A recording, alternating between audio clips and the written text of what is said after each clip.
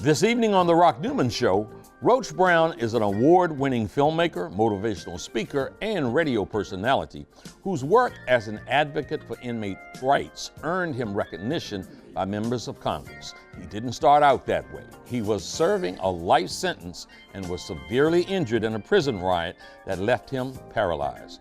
But it was his work with Inner Voices, the inmate performance group he created, that won him national acclaim and a commuted prison sentence. We'll talk with Roach Brown about his days of transformation and the work he's done to transform and uplift others. That's coming up right now on The Roch Newman Show.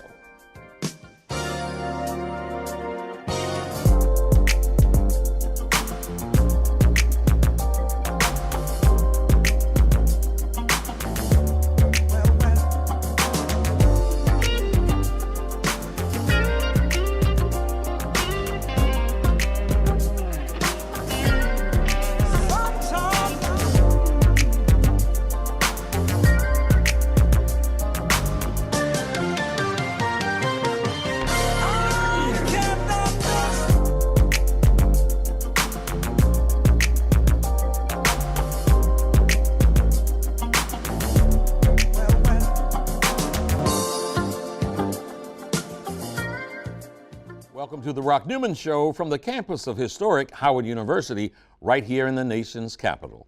I'm Roch Newman, and it is my desire to inspire you with personal stories of extraordinary achievement. Roach Brown wears a coat of many colors. As a former inmate serving a life sentence at Lorton, he found a creative way to transform his condition and that of many of his fellow inmates with the creation of Inner Voices, his award-winning motivational performance group.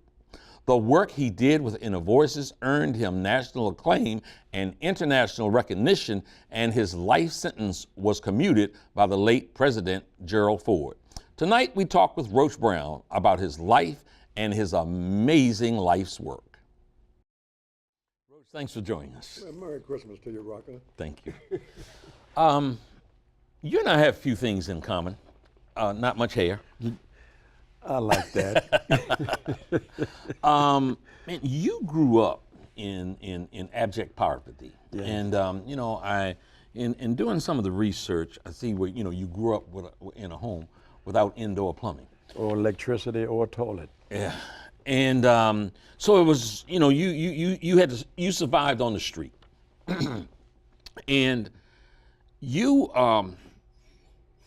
your imprisonment, serious imprisonment, first came as a result. Well, let me let you tell the story. Well, it was a robbery. It was three of us went out to try to get some money. We were broke, didn't have nothing to start with. Mm-hmm. And we went for a robbery, not to hurt nobody, for a robbery, but Sure. the situation deteriorated rapidly inside. I was outside in the car. Yeah. And I thought I took this the easiest way out, but I wouldn't go in. Mm-hmm. Anyway, the guns went off. The gentleman inside got killed. Yep. And they charged four of us with first-degree murder. And one guy turned the state's evidence against the other three. Mm-hmm. And they let him off. First, they were asking for the electric chair. This was in '64. Right. And there was three guys still on death row in D.C. jail at this time. Mm-hmm. So we were facing the electric chair, 20 years old. The three of you were. Yeah, the three of us, because the fourth guy. You got life in prison. Prison. Mm-hmm. So they gave me life as opposed to the electric chair. Sure. And I went in and had life, and I just went berserk. I mean, Yeah. I had life at 20, my life was over. Yeah. My mother died, father died, and it didn't nothing matter no more. Yeah. So I just started to be a pain in the butt. So here's what I wanted to ask you, Roach. If you can tap into, go back to 1964, you're involved in an incident where someone lost their life. Yeah. Where someone lost their life. You basically were faced with the prospect of losing your life in prison. But can you recall how you felt about being involved in that incident? It hurt, Rock, because I grew up in an environment that you didn't do violence. I grew up across from the Chili Bowl, and everybody was a hustler. When you say Chili Bowl, you're talking The about Ben's Chili sure. Bowl on U Street. And and you pride yourself on being devious or being creative in making your money. Right. And anytime you came back to the neighborhood and they heard that you hurt somebody, you were shunned and looked down on you. This was in our community. Sure. So you had to use your smarts to make a living, and it didn't take no smarts to hurt somebody. Right. So I fell out with all of my friends and colleagues because I was involved in a violent act, and I wasn't raised that way. Yeah. I was raised to break the law creatively to get my finances. You know what I mean? And it hurt. Yeah. And besides getting the charge, I had trouble relating to the men inside. Yeah. Tell you what, before we go there, because there's something else I want to personalize with you here. I got a call. I got a call a few months ago. It was around 10 o'clock at night. It was from one of my godsons, whose son I'm the godfather of also. And he had been shot. They were taking him to Howard University Hospital. And I ran through every light from Waldorf, Maryland, coming to Howard University Hospital here on Georgia Avenue. And he survived. He's okay. He's okay. The perpetrator has gone to court, and he is now serving time in prison. So that's a microcosm of too much of what is happening in this city. Yes. And in urban areas, especially all around the country. So I'd like for you to speak to the perpetrator about how he should handle his prison experience and what he should be thinking about and doing in prison to help get his life together for when he comes out. I think he got 7 years, something like that. You know, Roch, with all the shootings going on now across the country, there's something about a pistol. You can have a pistol on you, and all of a sudden you feel like you're 10 or 20 feet tall. And you got black boys who are powerless, hopeless, jobless, futureless in essence. And when they get a gun, it empowers you. You feel like you can beat anybody. You and I can leave out now and walk to McDonald's across the street. And the way one of these kids will speak to us, I can tell exactly who got the gun. What you looking at me for, old man? Now, he's bad. Now, if he didn't have nothing to back him up, he wouldn't approach you or make that kind of statement. So it gives a false sense of security. Then these guys got so much anger and hopelessness inside, and when they get a gun, they feel like they're 10 or 20 feet tall. They would try Mike Tyson or anybody. And that kind of mentality leads or plays a part in these shootings. Sure. And them same guys that do the shooting, when I go into jail and speak and talk to guys, one guy I met over at the DC jail was sitting in the corner crying. So I walked over and talked to him. I said, man, what's going on? He said, I want to go home. His buddy said, you already home. You killed 3 people. You ain't never going home. Oh, wow. So he couldn't relate to that. So again, the best thing ever happened to me was getting life. This guy that you just mentioned, been in 7, 8 years, we all got to hit rock bottom. Then you got to go below the bottom. And when you reach the bottom where there's nowhere else to go, then you begin to find, I call getting in touch with your inner voice. Then you can find what some people can do it in 6 months' time or a year. Some people it takes a longer. It depends on you, where your head at, and who you're around. Because a lot of guys go to prison today, and they go in as fun. They play checkers and dominoes all day long. When I went through, you had to learn a trade, you had to learn a skill, and there were guys in there who were professional hustlers, not crooks or thugs. They were number writers. They were pickpockets, shot players. They wrote checks, and they sharpened up their craft. And so they had a skill, but along with that skill came how you relate to people, how you respect and treat people. So that whole side of the whole hustling community has been eroded or eliminated. And these youngsters coming in right now, Roch, they don't have nothing to do inside with the society's attitude about locking them up, throw away the key, and they're throwing away the key. These guys are being tased and all day long inside. There's very in prison. Inside of prison, they're being tased because the guard can tase you. If he don't like the way you look, he tased you, Roch. You got 50,000 volts running through your body because you took too long getting out of your bed or getting over this line. So they're abusing that authority they have inside, which further push these little young kids. Okay, so understanding how, deplorable the conditions are, and we want to deal Yeah. with that a little bit also. I still would like for you, as someone with the kind of experience that you have had inside and out, to speak to that particular guy, and therefore you're speaking to many, as to how should they conduct themselves in an institution now, a penal institution now, that would best prepare them to have a life once they get out?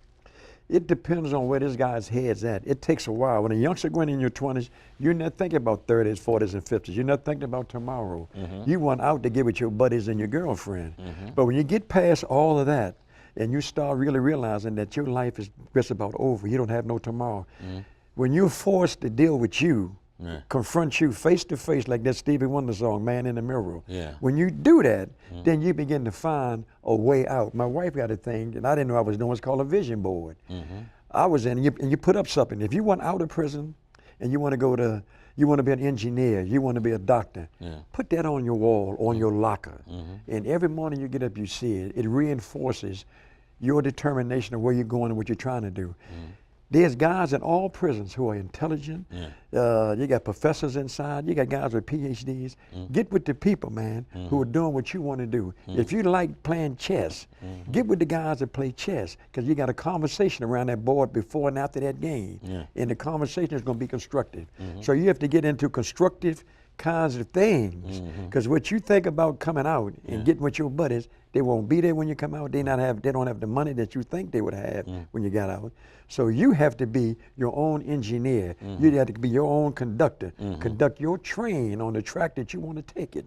And you have to stay on that track, irregardless of the opposition you're going to get. I was in out, they laughed at me, they called me crazy, didn't nobody talk to me. Yeah, and that's what I wanted to come back to that. I wanted to come back to your time in. So so you went in 64. In 64, life in prison. And how talk to us about those initial days of your going in and leading up to the time where you ultimately were put in solitary confinement. Take us through that walk. Well, when I got life, it didn't even faze me. It fazed me in the sense I heard what they would have had, but I also knew that there was a way out. There's always a way over, under, or around. And I knew enough about jailhouse operation and law, and I know to be somebody in prison I can get to. There's always a wizard or a legal wizard inside that you get to. And I went to see this guy, and they said, man, you're the guy to help get people out, and you work in the law library. So I gave him my case. He looked at it, and I said, I understand I need a habeas corpus. A habeas corpus is like the 911 supposedly of getting when your rights are violated. So I gave him my paperwork, and he told me, he said, you don't need a habeas corpus. You need a habeas scapus, because you got life and you ain't coming out of here. So I still didn't pay no mind, Rock. I was with my buddies. We was friends. We was beating up guys. We was taking guys' comments, sir. We cursing out the guards. But during the day, but at night I cried like a baby, trying to be tough when you wasn't tough at all. You know what I mean? And when ain't nobody around that you had to pretend to be tough with, that's when you find out, boy, you in deep trouble. You know what I mean? And it took that to happen. Then I lost my mind. We got hurt in a guards riot. We stood up right after King got killed, Martin Luther King. So now we're up into 1968. Yes, this is after 4 years. And King, to me, Martin Luther King was a Tom, a coon. I didn't respect him. I didn't like him. And every time I looked at TV and I saw the dogs being sicked on black women and kids, and King say, turn the other cheek. No, you don't do that. We in prison. We embracing that masculine thing. And I ain't gonna let nobody put a dog on my woman or nobody's woman. But when that guy died, I never cried like that in my life. I never met another man or heard about a man who would die for us. He didn't die robbing the bank. He didn't die for getting money. He died for making things better for all of us. So I wrote a play called A Tribute to Martin Luther King. And we performed this for the inmate population about how his death affected men, and what society don't know, what hadn't been publicized, but all the cities that were burning during the riots in the 60s, prisons was rioting too. Inmates inside were sitting in prisons on fire, burning them down, being whatever way, just to show our dissatisfaction. And that planted the seed to turn me around, because I couldn't believe that nobody could live and not try to make no money. Yeah. How did King make money? Yeah. I grew up in a hustling environment, so this man wasn't a hustler. He was hustling a good word. Yeah. He was hustling good deeds. And that was foreign to me. And I studied him. And I wrote this play called A Tribute to Martin. So you identify that as a pretty serious light bulb. Yeah, one of the bulbs, man, it went off, man. You know, it was a series of kind of things happening. It was almost like in succession. You know, when, like that old saying, when a student is ready, the teacher will appear. When you're ready for the message or your lesson, it's gonna come. And it came in different ways. I didn't understand it then. So you formed that group, a tribute to Martin Luther King, and has felt some success out of that. Yes, yes. Okay. And take us on to, you know, time after that, again, leading up to solitary confinement. Well, right after that, we had an inmate council. They were calling us the N-word. It was only like 2 black correction officers in the entire Lorton at that time. And even the black correction officers could not reprimand or discipline a white inmate. You know, they had their own dormitory. The prison was segregated. The white inmates slept in one dormitory. When color TVs came out, they had the color TV. So we had to get on milk crates and stand outside the cell block of the white inmates to peep in to see a color TV. I never saw a color television before. I'm in the joint. Sure. So we decided to say, we're not taking this kind of joogie boogie they're treating us. And we had a inmate council. And the guards came in and said, you did not have the right to protest, to complain, anything we give you, you had to take it. So we say no. So they came in and whipped us, and they whipped us severely, Roch. They came in with rifles, shotguns. I thought it was a riot, but it was the guards who rioted. I've never heard of the guards rioting. Don't take my word for it. The court records would explain that it was an honest-to-God, legitimate guards riot. The city government did 2 investigations. The state's attorney or the U.S. attorney back in that day did an investigation. And I sued and went to court. And I won a $300,000 judgment for being paralyzed, beaten, placed in solitary and sent to the insane asylum for 3 years. And this suit that we filed was against the Department of Corrections, and the government didn't contest it. They conceded liability, and that the guards were wrong for doing what they did. But that didn't make me mad. That only gave me fuel. What happened, happened. I couldn't worry about that, so I started writing. You know what I mean? And I wasn't a writer. So let me understand something, because I really want my audience to understand, you know, as much as possible of your journey. So you said they sent you to an insane asylum. St. Elizabeth. So you were in bondage at St. Elizabeth. How long did you end up staying there? I stayed 3 years in the crazy house, and that was worse than Lorton. Lorton was the prison, and I knew I had life. But when you go to the sane asylum, whatever sentence you had, you still have it. But even if I did the 20 years of life, they would not let you out of the sane asylum. When they say that you were insane, you don't come out. Your sentence doesn't even have any validity, no weight. What's some of your most memorable experiences while being at St. E? Oh, I had a ball. I met some of the funniest, craziest guys in the world. I could wake up all day long, man, and look at them guys and just laugh. I had to go hide myself because I laughed too much, too long. So I went over to the crazy house and tried to organize the nuts. So we had a patient government. And even when the craziest guys over there said, Roach, you better stop. Said they don't allow this over there. So we had like the movie One Flew Over the Cuckoo's Nest, and when the group therapy sessions, I would stand up in the room and ask to make sure that we have a spokesman. We want to have a committee to decide what we eat. And the doctor and them say, you better stop, because they're going to send me up to the 5th floor. And they sent me to the 5th floor was twice. They had 2 shock therapy with treatments where they put that hard rubber thing in your mouth. I got it not because it was a treatment. I got it for punishment. So you were agitating. You were agitating, and you weren't diagnosed that this was some treatment you needed. This was pure punishment. They said I was being too aggressive. I should keep my mouth shut, stop trying to wake these guys up. But for some reason, just can't do that, Roch, when you see injustices happen. Even though we broke the law, we're being punished. So that happened to you twice? Describe it.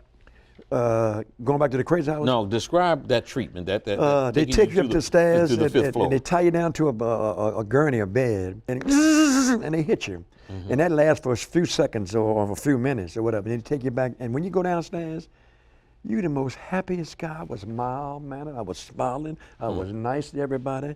So like it took all of the anger and the bitterness out. But in a few days, it came back. Yeah. You know what I mean? Yeah. And I couldn't understand why they did it. It was only for punishment, not for therapy.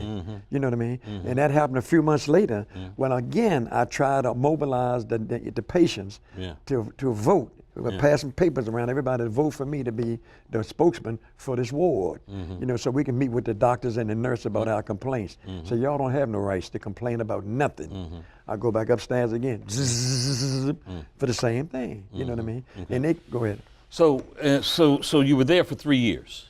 Yep. And then what? They sent me back to Lorton. While over there, I got involved in a drama group with a young lady from Howard University named Alfredine Brown. She was a drama coach here at Howard, and her husband was Dr. William Brown. He was a technical director at Howard. They came over to the St. Asylum, St. Elizabeth's, and they had a drama therapy group. And I got involved in the drama therapy group, and I liked acting. I liked what I felt. I liked the exposure to being free and being somebody else. And as a result of that, that gave me another, again, that's one of them things after King. Things were happening that I didn't know played a key part in my getting my life together. Right. And they sent me back to Lorton, and I wanted to start a play, a group. And I stayed in Lorton for 18 months, rocking with nobody talk to me.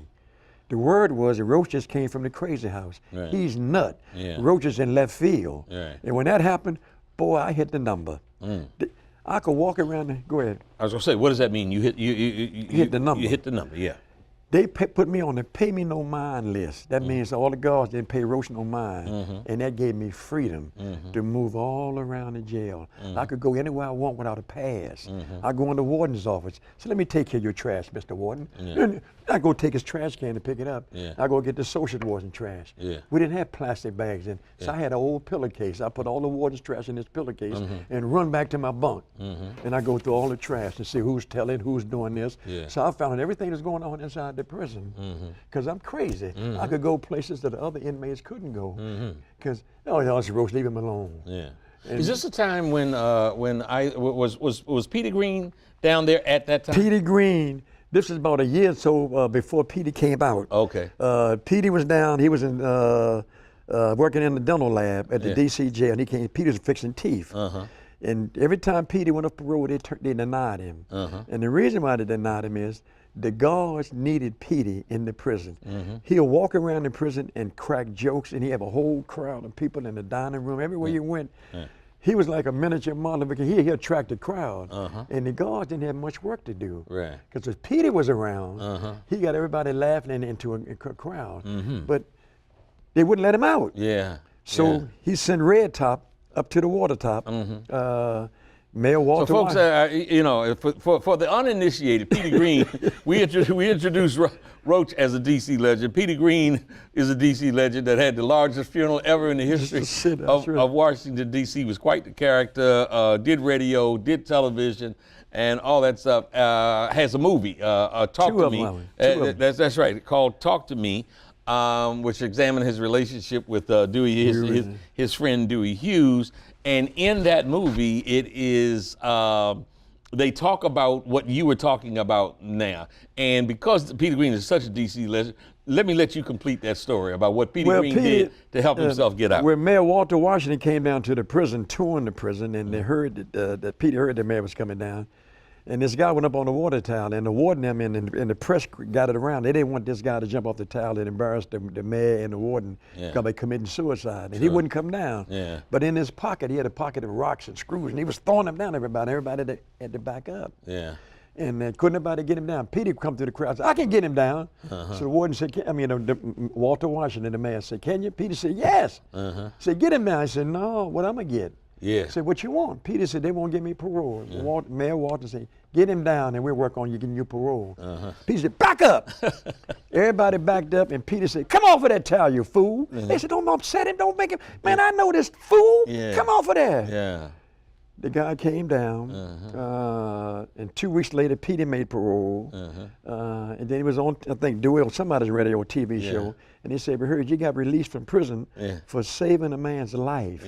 I saved the man. I said, how long did it take you to talk that guy down? He said, about 15, 20 minutes. He said, but what they didn't know was, it took me 6 months to get him up in the first place. That's a classic, Peter. That's a classic Peter Green. And as a result of that, they changed policies in prisons all over the country. During that time, if you save a guard or inmate's life, Right. you get consideration for early release or whatever. Sure. So when Peter did that, other guys started doing the same thing. So Jack Peter opened up the door. So every guy was trying to find a way to save somebody's life to get out of prison. Okay, now let me ask you about another D.C. legend, who I know spent time in Lorton. Chuck Brown. Yeah. Was Chuck down there during any of the time you were there? Chuck had left just before I got in there. Okay. Yeah, he had left just before I got there. Okay, yeah, because Chuck's time there is legendary also. Man, he left some big footprints. Okay, so so you go through that experience there. At what point, when and why were you put in solitary confinement? I was put in solitary confinement because we were trying to organize the inmates to protest against the unfair discriminatory treatment we were receiving. Also during that time, there was only 2 black correctional officers. And when they called chow, Roch, we had to wait. All the black inmates had to stand outside the dining hall with your hands across your chest when the snow and the rain. And these 5 or 10 white inmates could go in the big old dining room and eat all by themselves. We could not go in until the last white inmate left. Wow. So these kind of things, we said we ain't putting up with it. So we decided to help inmate council and protest these things. And the prison officials felt you didn't have the right to protest about nothing. Right. We said no. So I got injured, beaten very severely for 3 days. Every day, at every 8 hours when the shift changed, I didn't know that all the guards were related, or most of them were related. When the shift changed, I'm in solitary, and the guards would come and say, "Where's Brown?" They say he's in 19, cell 19, and they would come. And they would beat me. This is in solitary? In solitary. So for 3 days, the first 3 days of solitary was a 3-day whipping. So every time the shift changed, a cousin or relative would come in and say, "I got to get my licks in." So I had guys in the law library, would go in the law library and rip off the law books, the jackets off the law books. And they slide them under the door. And I put them all around my side and rip the blankets up in pieces to wrap these covers to these hardback books to cushion some of the blows. Because they're hitting you with body shots. They hitting with body shots. They didn't want to mess up your face. They was hitting you in your body, all on the neck. I mean, everything. So for 3 days, I got a 3-day whipping. Yeah. You know, and I ain't never been beat that bad, that long, and that often. You get a whipping and it's over, but not for 3 days, man. And then, is that the time that the solitary confinement is extended? Yes. Which you have a record probably that no one really would want.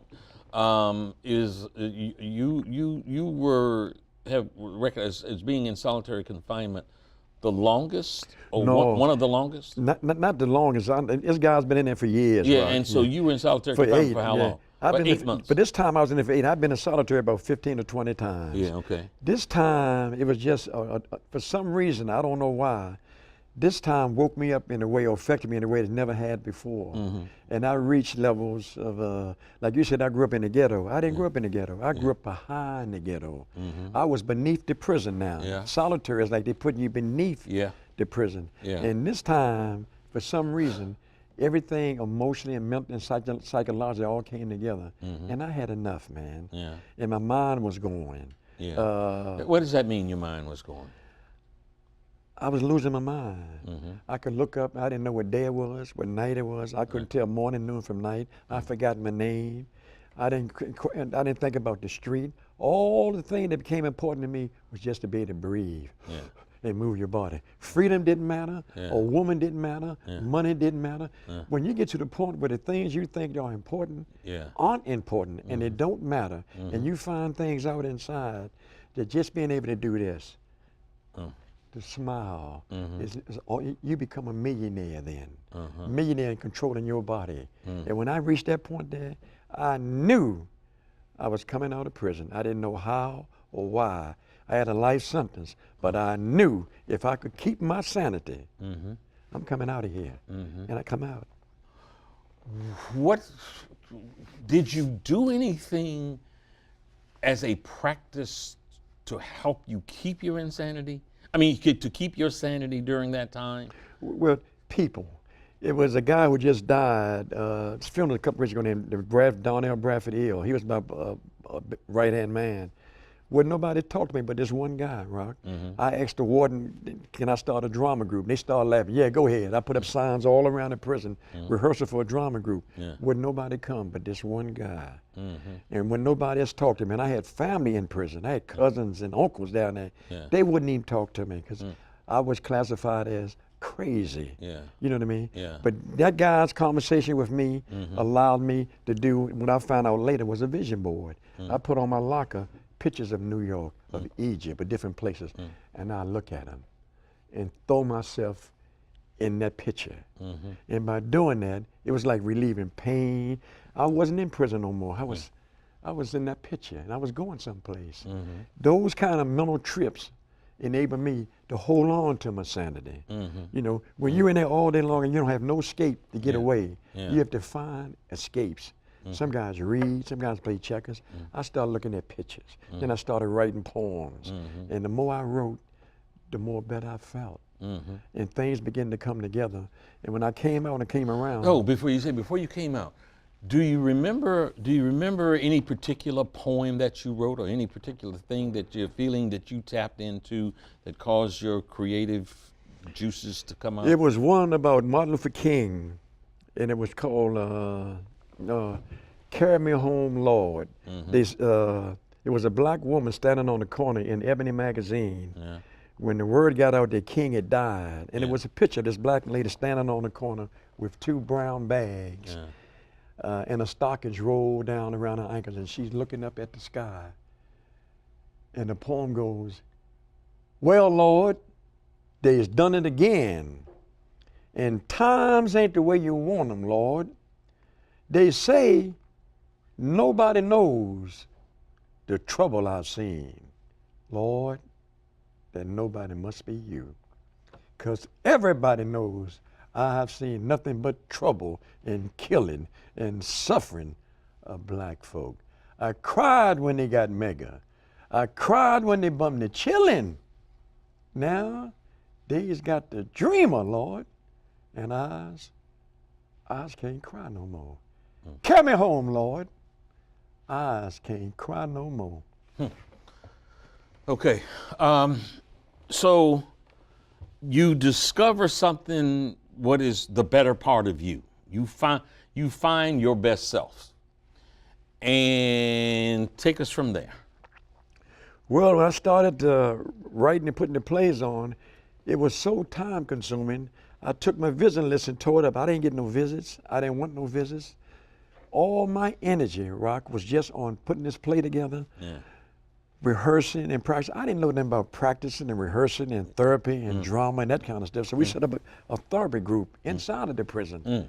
And in order for a guy to be in our play, the minute those chairs was in a circle, you had to tell the truth. Now, when you say to be in your play, was this now Inner Voices? This was Inner Voices. Okay. This was the beginning stages of Inner Voices. Okay. We called it the Black Theater, right after Robert Hooks, now when they opened up the DC Black Repertoire Company, and Congressman Joel B. Broyhill, a representative from Virginia, read in the paper that we had a black theater group inside the prison. He came down on the mayor and on the prison system.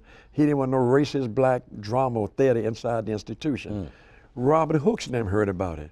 They sent down some actors from the DC Black Repertoire Company, which verified or gave us some validity in the existence of that thing. And Dr. Brown from Howard University and his wife came from St. Elizabeth's, came down to Lorton. So when I had these folk who were professionals in their field came down to support what we were doing, that gave us a level, it authenticated what we were doing to the point. And we just started putting these plays on. Am I doing that? I never had time, Roch, to think about me no more. Everything I was doing about the guys in the group, when we put the group in a circle, we started talking. Before you can get in my play or one of it, you had to share some of your personal experiences. And you can feel when the guy opened up. And one guy came in and said he had just lost his wife to his sister. His sister and his wife were making love. And for this guy to share something very personal like that kind of investment, I knew that he was being real, he was being honest. And the word Inner Voices came out of that experiences. When you give of yourself and you get in touch with that thing inside of you.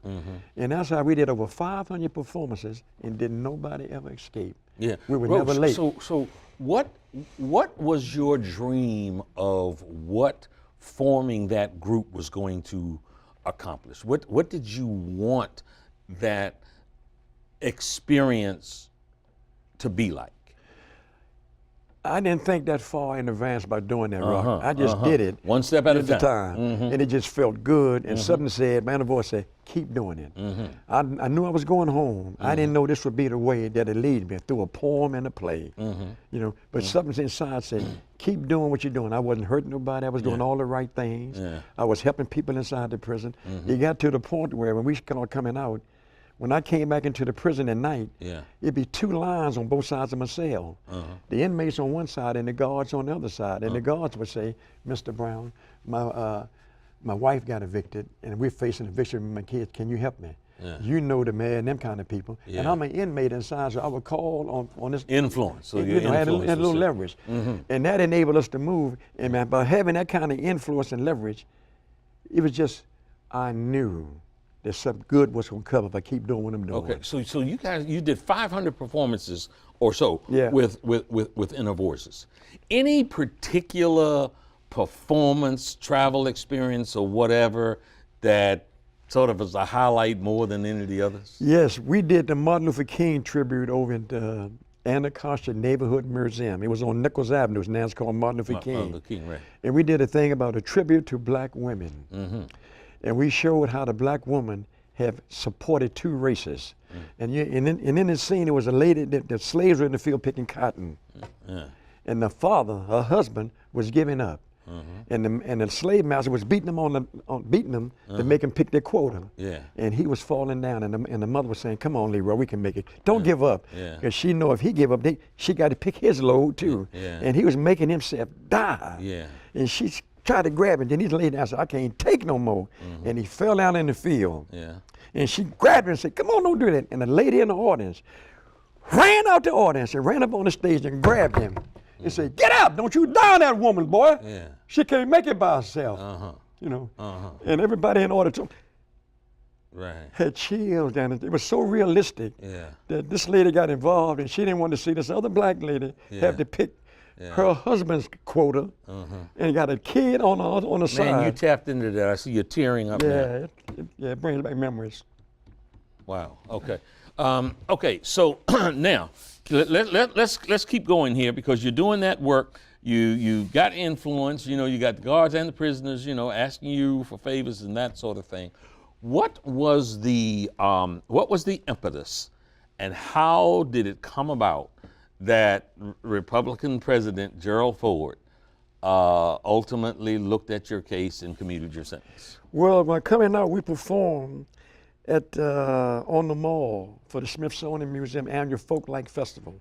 And they had a national drug abuse exhibit sponsored by the White House, and we were invited from Lorton to perform on the mall. In addition to that, Senator Ed Brooke came down to Lorton and met us, invited us to the U.S. Senate. We performed on the floor of the U.S. Senate. He entered our name into the congressional record, and his staff got to be some of our biggest supporters. So when I came out, I went up to Channel 5. One day we came out. No, well, let's stop there for a second. So U.S. prisoners came and performed. This is early like 70s? the early 70s on the mall for the Smithsonian. Okay, but then you went into the chamber of the Senate. Senate, yes. Yeah. Okay. We performed for the Senate, and Senator Brooke, and not only that, the ambassador from Ghana. Okay. He was there, so he invited us to perform at the embassy of Ghana. Every Christmas.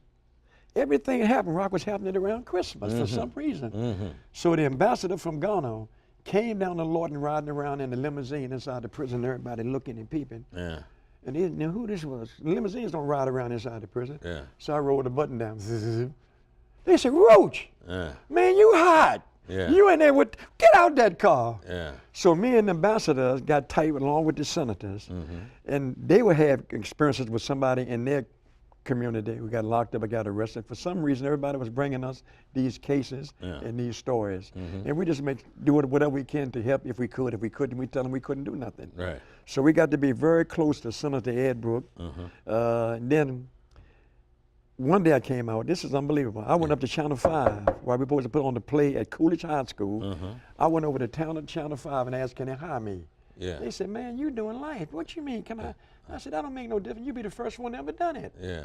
So they hired me for 90 days as associate producer at Channel 5, Fox News. And in 6 months, I was promoted as producer. Yeah. And we had 3 shows nominated for Emmys.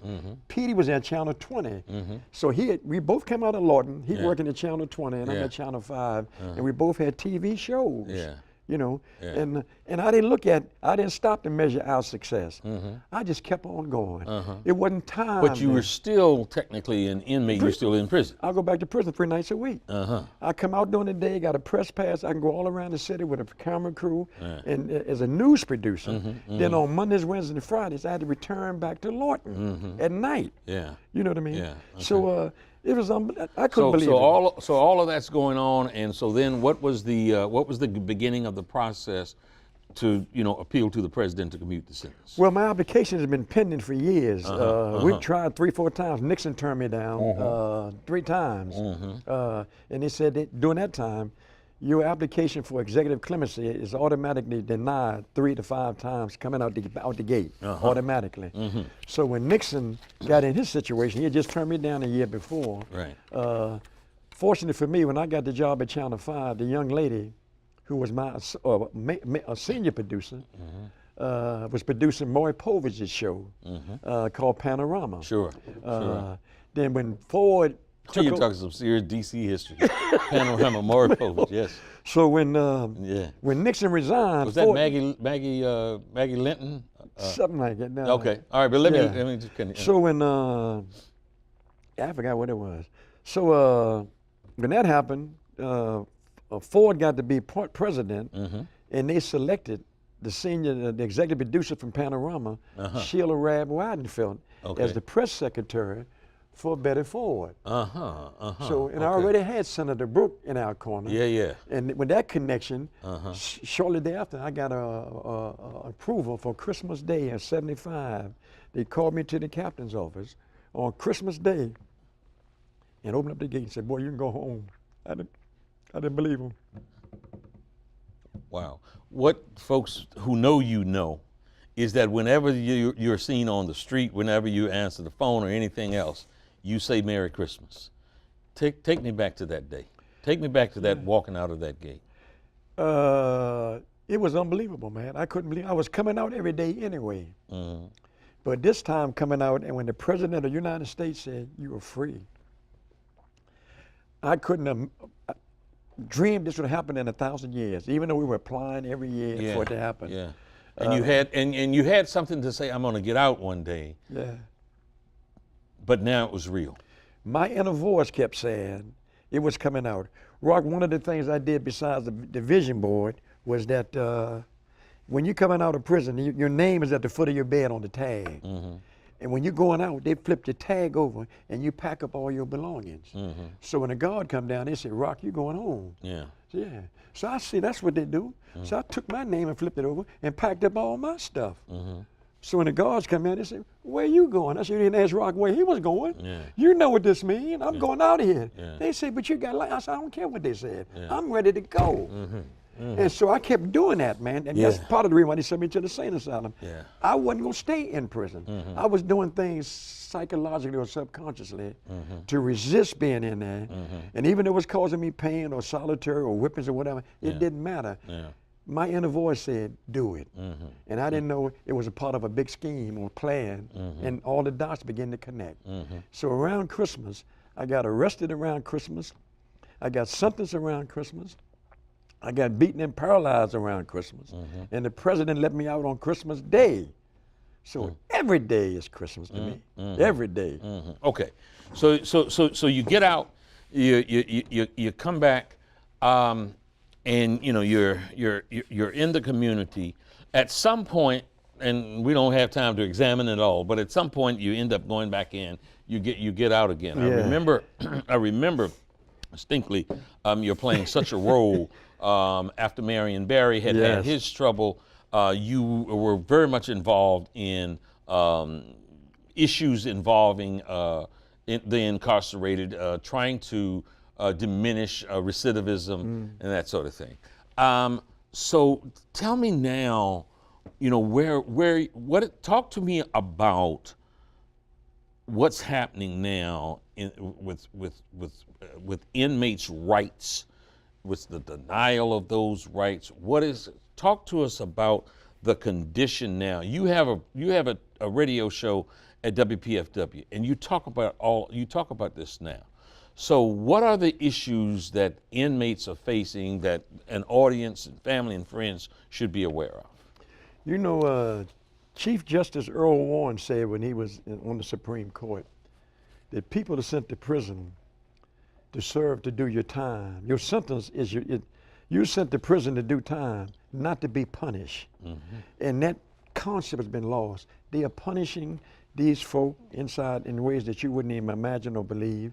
They're isolated, they're in segregated communities, and there's no communication. They have total control. So what they're doing to our men and women inside, the reason why I got hurt in Lorton back in the 60s was because we were fighting for our rights to be treated as a human being. They're not being treated like this. There's so much going on right now. There's billions of dollars being made in prison, over $5 billion. 1.3 billion in prison commissaries. Every prison or jail has a 7-Eleven, so to speak, inside. And they make $1.5 billion off of the prison commissaries. So it's to the big businesses' advantages to keep people in. Rehabilitation, social programming, halfway houses, all this stuff is being phased out. They give you lip service that the Bureau of Prisons said they're going to have people coming out and going to halfway houses. They closed 16 halfway houses. Man. When you hear the proliferation of prisons for profits, what does that make you think? It hurts because it's like they saying the people in prison don't have no money. When you look at the billions that's being spent on the commissary, the telephones, the money orders, the iPads that you get, tablets that you can order to buy inside, and all this money is going to these big corporations, and not one of them is a minority. Our pain is somebody else's gain. So to lock you up now is big business. Back in the day, to me and Peter was back there, everything in prison was self-contained. He had his own commissary, he had his factory, bakery, dairy, cow farm. So wasn't nothing contracted out. Somehow when folks seen that they could take these contracts and get it and contract it out, it's big business. Your rights doesn't matter, your constitutional rights. They're locking up women and chaining them to the beds to have babies. You know what I mean? And while you're pregnant to deliver your babies. Men is a guy in town right now. He's 85 years old, been in 55 years, and he got cancer, and he don't have long to live. And the heartlessness or the cold-blooded meanness is coming down. If you're Where is that person? He's in the federal system. Okay. And you got folk, you got a woman from D.C., 71 years old. She's a grandmother, great-grandmother. She got life without parole, and she's 71, and ain't killed nobody. She was involved in a drug conspiracy. And that mandatory law dictates she had to get life. And she's 71, and you got grandmothers and great-grandparents inside. When I came through, it was a little more compassion, man, it seemed like. Well, folks believe Walter Ridley just died. You said, do you know Walter used to be the director? Sure. At Lorton. At Lorton. Yeah. These guys, we were lucky, Roch, to come through at the time we came through in Lorton with Delbert Jackson, Walter Ridley, Ken Hardy. These guys understood the politics of our incarceration, and they did what they had to do within their realm of authority to give us a little. We came out on furloughs. We got furloughs on holidays or Christmas. You don't have these kind of things going on now. And what? So let me ask you. So much was made as sort of almost giving the president saying that with all the horrific things that he's doing, that his initiative or his administration's initiative for prison reform is something that should be applauded. And your reaction to that is? I wrote an article, and it was in the Washington Informer, against the First Step Act. Not so much against the First Step Act, is that what they're giving out is crumbs. You know what I mean? 6,000 people may benefit because of the sentence reduction, because they were sentenced at a time that they wouldn't get credit for that particular thing. Compassion release is something that's in the federal system, and all prisons have compassion release. What is that? Can you describe Compassion release is when, regardless of how much time you're serving or what your sentence is, the prison and the court have authority to let you out because of terminal illnesses or serious family problems. So you can get a compassionate release. Okay. But it's supposed to be primarily, initially, for those men and women who are dying and don't have long to live. And they don't use it. And they use it when they finally go through, when you finally go through the red tape and the bureaucracy of your application to be released for compassionate release, you done died. It takes months. And they mention that in the First Step Act. So the First Step Act is what the administration has put Harvard. forth that is being touted by those who would try to promote it as a good deed. And your problem with it is several issues. The first step implies that there's another step, and it took 20 years for them to get this law passed. So I hope when they get to the second step, we got feet. You know what I mean? Because the issues they given and what they gave were like crumbs. 6,000 people gonna get released but early, but you got the 220,000 inside the prison. And why would you say prison reform and it only affects 200,000? We got 2.2 million. Yeah. You know, and so the law that Congress passed only pertains to federal prisoners, not the D.C. prisoners. So I'm in prison with 50 years, and I hear that Congress is moving to bring about change and give us hope, and you don't get no hope, man. There's no hope. So if you're gonna give me a break, if I hear that you're gonna do prison reform, reform the whole prison. If I got a car that's flat, and all 4 tires are flat, you don't put air in one tire and say, yeah, get back on the road. That's how I view and I wrote an article and I took several issues that was in the First Step Act and explained the unfairness or the unbalance and unequalness in this. You know what I mean? And the First Step Act, right, it ain't for us. Yeah.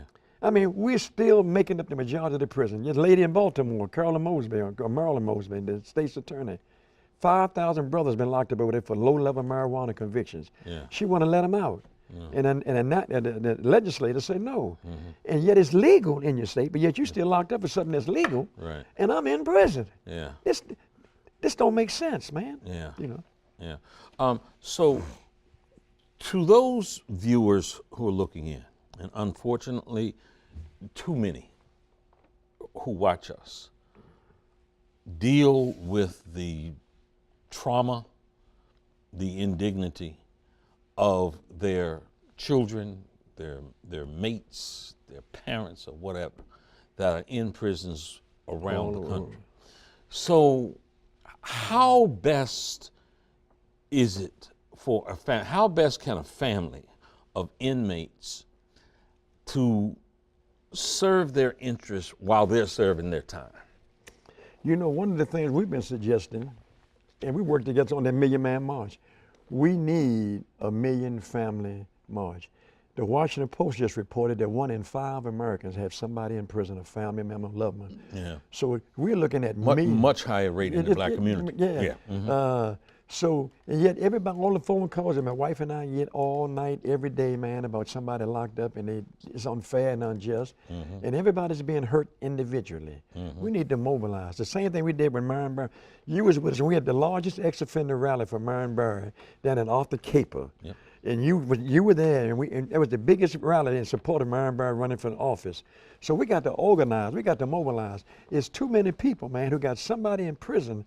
And most of these folk are on welfare, or they're getting SNAP food stamps, and they sending in $200 for a guy to buy a pair of shoes. They got to pay $20 for a 15-minute phone call.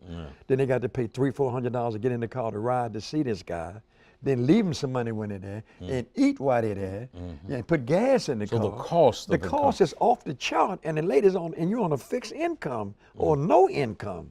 So the cost is unbearable. It's breaking our backs, and then when you go to prison, then they give you a fine, 10, 20, 30,000. The only thing I seen at 10,000, I seen 10,000 roaches. Some guys ain't never seen $5,000 or 10,000, and you got to pay 5,000, and you ain't never seen that in your whole life. And they beating these people up, and if you don't pay it, you get further penalized. They extend your supervision, or they increase the payment that you owe because for late charges. So you're in a circle that never ends, man. And these guys are tired, and the families are being devastated. So to the leadership of this city, the District of Columbia, the capital of the nation, what would you say to Mayor Bowser as it relates to the inmate population and the criminal justice system here, as right here at home, what she can do. We got about 90 seconds left. Well, D.C. is one of the few cities that have that office of mayor's office of returning citizens, and they got a one-stop shop where guys come in, and they're doing things. D.C. is leading the country in progressive programming. But I say to the mayor that we need to do more for affordable housing and employment immediately, and to get our men and women transferred from the federal system back to D.C. to a facility close to Washington, D.C. To travel from here to Seattle, Washington, or South Dakota to see somebody. It's too expensive. So the mayor need to do something, and along with Congressman Eleanor Holmes Norton, who's been on the show. We talked about having the Federal Bureau of Prisons designate 1 or 2 facilities within 200 or 300 miles in, so families can see their loved ones on a regular basis. Kids ain't seen their mothers and fathers, Roch, in years, man. And this is devastating to a kid. And they want to know why youth violence is growing off the chart. The mother's locked up, the father's locked up, and granny's locked up. Who's raising the kid? You know what I mean? And it's killing us. Merry Christmas. Well, happy Groundhog Day, too. Thank you, man, for joining us today. Folks, that wraps us for this evening. For more information on this program or any other program produced by WHUT, go to WHUT.org. Thanks for tuning in. Goodbye, and may God bless.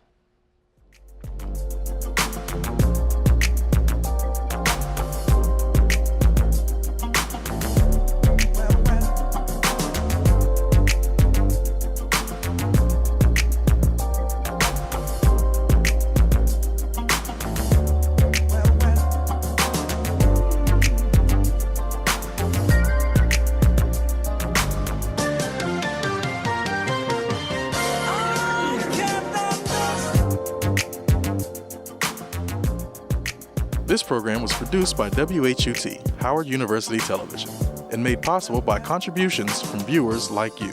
Thank you.